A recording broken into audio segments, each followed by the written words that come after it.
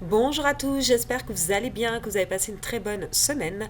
Alors, on va faire un petit tour au niveau des marchés américains. Donc, ça n'a pas vraiment changé par rapport à mon avis de la semaine dernière où je parlais principalement d'un potentiel au niveau d'un big rally. Mon opinion n'a toujours pas changé puisque les figures se trouvent toujours vraiment très bien structurées dans le sens où, comme vous voyez ici, nous avons toujours la structure donc du triangle qui est toujours parfaitement maintenue ici. On a eu même un bon rebond ici sur le niveau du bas du triangle, donc du canal. Et donc ici, on reteste en fait ce niveau de résistance ici. Donc là, pour l'instant, on est encore dans le mode retest. Cependant, par rapport aux fois où on est allé tester ces fois-là, vous voyez ici, on a eu une longue latéralisation, comme ici, on a eu une longue latéralisation. Donc là, étant donné qu'on a eu quand même un dip ici, potentiellement ça va un petit peu donner de la force pour casser cette résistance ici. De toute manière, tant qu'on ne passe pas en dessous vraiment de ce canal ici, le triangle ascendant est toujours dans sa structure régulière et donc normalement c'est une figure toujours bullish. Donc c'est vrai que là aussi, ce qui est bien, c'est que le VIX a popé un petit peu. Alors ça, c'est bien, ça donne un petit peu plus de punch, on va dire ça comme ça, au marché. Hein, parce que c'est vrai que quand le VIX est très bas, les marchés ont un petit peu du mal à monter. Il y a moins de volatilité, donc c'est très lent. Et là, on était vraiment ici, on était sur un VIX, donc sur un niveau support. Et il y avait aussi le dollar qui était sur un niveau support ici. Donc c'est vrai que c'était un peu plus difficile sur ces points pivots ici. Donc voilà, donc là maintenant que le dollar est monté, le VIX est monté, on a un petit peu plus de punch et de potentiel à repousser donc à partir de ce bas du canal ici et donc potentiellement aller casser cette résistance ici. Donc moi ça reste toujours dans mon objectif. C'est vrai que moi je suis plus concentrée en tech actuellement parce que depuis que on a eu vraiment le renversement du ratio. Donc ça c'est la force relative pour le Nasdaq versus donc le S&P 500. Vous pouvez constater ici qu'on avait un wedge donc baissier ici et descendant et on l'a cassé et ça c'est une figure assez on va dire solide lorsque ça casse vers le haut ici. Donc là, comme on peut voir, on maintient quand même pas mal au-dessus. On voit que les techs ont repris pas mal le lead. Ce qui est intéressant de savoir, c'est que beaucoup de techs, comme par exemple Amazon, vous voyez, c'est une zone de latéralisation qui dure presque depuis un an. Il en est de même pour Apple, une zone de latéralisation qui dure presque depuis un an. Donc il est peut-être temps maintenant de casser cette zone-là et donc on va voir potentiellement si on a une petite reprise au niveau des techs. Alors au niveau des saisonnalités, je l'avais marqué au niveau donc de mon Twitter pour ceux qui n'ont pas encore vu. Je vais aller chercher ça tout de suite au niveau des saisonnalités. Je vais voir, voilà, descendre ça sera plus simple. Alors, ça sera pas bien loin. Hop. Et oui, attends, je l'ai posté il y a quand même quelques temps. Excusez-moi, j'ai la voix un petit peu enrouée en ce moment. Alors, donc nous voilà. Donc on a le S&P 500, ça c'est les saisonnalités pour le S&P 500. Donc là, vous pouvez constater que fin juin, bon voilà, c'est un petit peu fragile, mais que juillet est un très bon mois. Donc là, on s'en vient, c'est la fin du mois de juin. On va bientôt entamer, donc dans une semaine, juillet. Et comme vous pouvez constater, c'est quand même un des meilleurs mois aussi au cours de l'année. Comme là, vous pouvez voir, l'un des meilleurs mois, c'est au mois d'avril et aussi au mois de novembre et octobre. Mais on a aussi le mois de juillet qui peut être assez bon, surtout lorsque on vient de passer par un dip. Alors, ce qu'il faut savoir, c'est que on a eu des expirations vendredi, donc ça a aussi fragilisé le marché. On pouvait voir ici au niveau du gamma, au niveau de vendredi, il était assez élevé. Vous voyez la courbe donc violette. Si j'enlève cette courbe-là, ce qui est bien, c'est que le DIX, c'est pareil sur 6 mois. Le DIX ici, vous voyez ici, est allé à 46,5%, ce qui est normalement un signal haussier comme un squeeze-up qui peut potentiellement arriver. Et c'est un petit peu ce qui s'est passé donc lundi et aujourd'hui. Donc lundi, pardon, et aujourd'hui et vendredi aussi. Donc là, on a donc vraiment un niveau de squeeze, pardon, lundi, mardi et aujourd'hui c'est vrai, on est mardi le soir, excusez-moi. Donc voilà, donc ça c'est au niveau du S&P 500.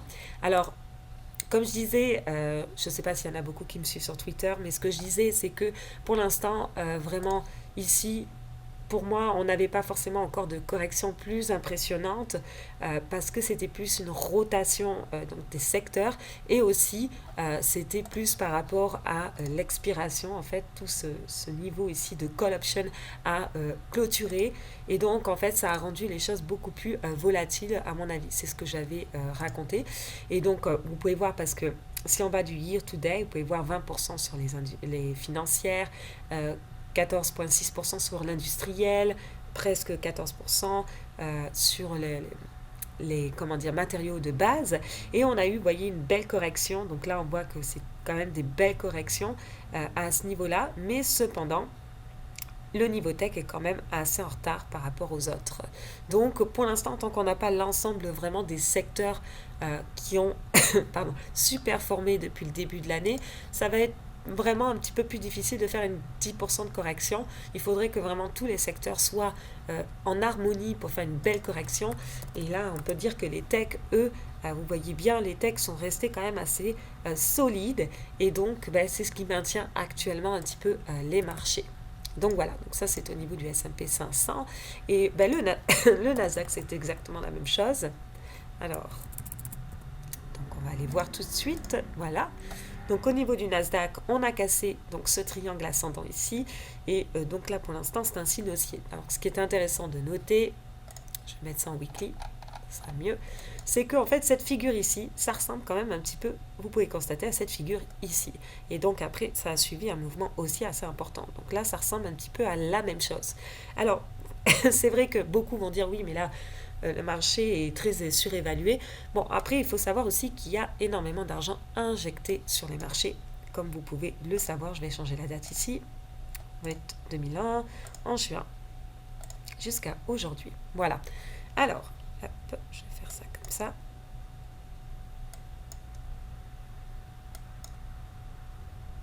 Donc là, vous pouvez voir, ça c'est la courbe en fait de vraiment tout ce qui est l'ensemble des actifs de la Fed.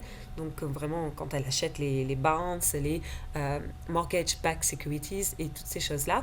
Donc là, on peut voir que la courbe, bien évidemment, elle a popé de manière assez importante à ce niveau-là.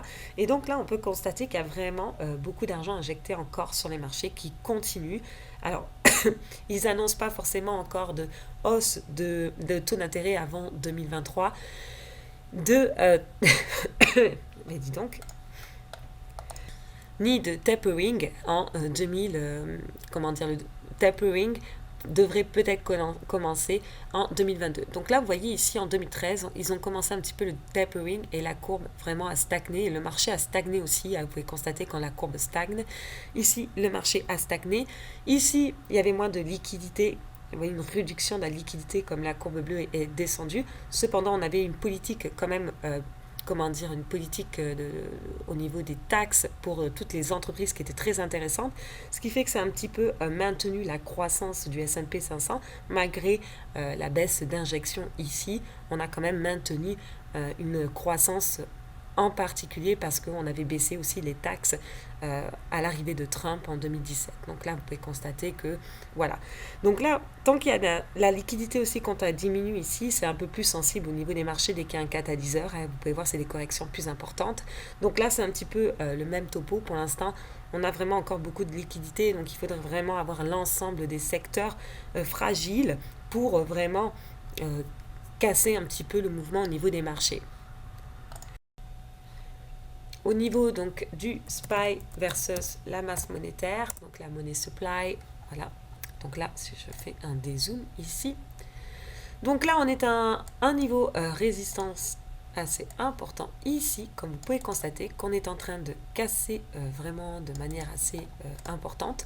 Et donc là c'est vrai que ça peut être un gros squeeze si on arrive à casser ce niveau-là de résistance ici, qui est donc le ratio, la force relative par rapport au S&P 500 versus la masse monétaire sur les marchés. Donc on est toujours encore dans cette zone-là, donc c'est vraiment la zone de pivot, et donc on attend pour la cassure. Donc si le S&P 500 continue, on aura cette belle cassure, et tant que on n'a pas forcément du tapering et vraiment une action concrète et pas juste des allégations de la Fed, je pense que le marché pour l'instant est correct. Donc là, le fait que le dollar est monté aussi ça rend les choses un petit peu plus à court terme mieux, hein, dans le sens où là c'était vraiment sur un niveau support. Donc c'est vrai que le dollar, quand il monte, le marché est plus fragilisé. Quand le dollar baisse, c'est bon pour le marché en général. Donc c'est vrai que quand on se trouve sur un niveau support, si on veut pousser plus loin sur les marchés, ce serait encore mieux que avant ça, on pousse sur le dollar et qu'ensuite le dollar corrige un petit peu. Donc là, on a eu vraiment une poussée assez importante, hein. On peut voir, on est sorti des bandes de Bollinger, ce qui est tout à fait normal avec l'agressivité du mouvement. Et donc là, si le dollar pouvait un petit peu retracer vers ici, ça aiderait encore au niveau des marchés. Au niveau des obligations, donc on sait que l'argent un petit peu est allé aussi dans les obligations. Vous pouvez voir ici, on a une zone d'accumulation assez importante. On a cassé cette zone d'accumulation. Et donc là, les bonds sont repartis. Donc là, si je regarde, je dézoome, vous voyez, ici on a un retracement au niveau des bonds après une zone de consolidation. Donc ça, contrairement donc à tout ce qui est les taux 10 ans, ça, bien évidemment, ça fragilise les taux 10 ans parce que ça va à l'inverse des obligations. Donc ça aide au niveau des technologies aussi. Donc ça, si vraiment ils ont acheté des obligations, les taux devraient donc continuer un petit peu à baisser et donc ça devrait un petit peu aider les technologies. Donc là, même si on regarde au niveau des bonds versus la junk bond, donc là, vous voyez, ça ressemble un petit peu au VIX, hein, comme vous pouvez constater. En fait, c'est la valeur, la force relative entre les obligations gouvernementales et les obligations à haut rendement, donc sur des entreprises un petit peu à risque. Donc, on achète des entreprises à risque quand on sait que la Fed injecte beaucoup d'argent et quand on pense que la Fed va changer potentiellement dans le futur, donc sa politique, donc comme en 2022 certainement, avec le taper, mais peut-être que maintenant, une fois que les bonds ont corrigé de manière très importante, on commence un petit peu à empiler des obligations gouvernementales à moyen terme. Donc là, ça se peut qu'on soit comme vous voyez de 2013 à donc 2015, 2016. Vous voyez ici, lorsque le ratio monte, donc là il se peut qu'on rentre dans cette catégorie-là parce que ça c'est arrivé effectivement à peu près dans la même période, donc 2013, le tapering avait commencé et donc on a commencé un petit peu dans cette zone-là aussi. Donc là, ça se peut que ça anticipe, là ils anticipent un petit peu, ils se disent, bon, ça va peut-être arriver l'année prochaine, mais on va commencer peut-être à acheter des obligations gouvernementales à ce niveau-là, au niveau des marchés. Je voulais faire un petit tour au niveau du silver aussi, rapidement. Donc le truc avec le silver, c'est que là personnellement, moi j'avais converti donc ma position que j'avais cash sur l'ETF SLV. Je l'ai converti en call. Je pense que j'ai bien fait parce que ça m'a évité d'avoir une grosse perte ici. Avec ce mouvement à la baisse ici, j'ai perdu beaucoup moins que si j'avais gardé ma position cash. Cependant, de toute manière, ces calls-là, je les garde. Ils sont en expiration en janvier. Donc c'est soit entre-temps, ça bouge de manière assez importante ou de toute manière c'était prévu que je perde la totalité des calls si ça ne suit pas le mouvement. Mais pour l'instant on reste quand même toujours dans ce triangle là. Donc là si on casse ce triangle vers le bas, bon voilà, c'est pas forcément positif au niveau du silver.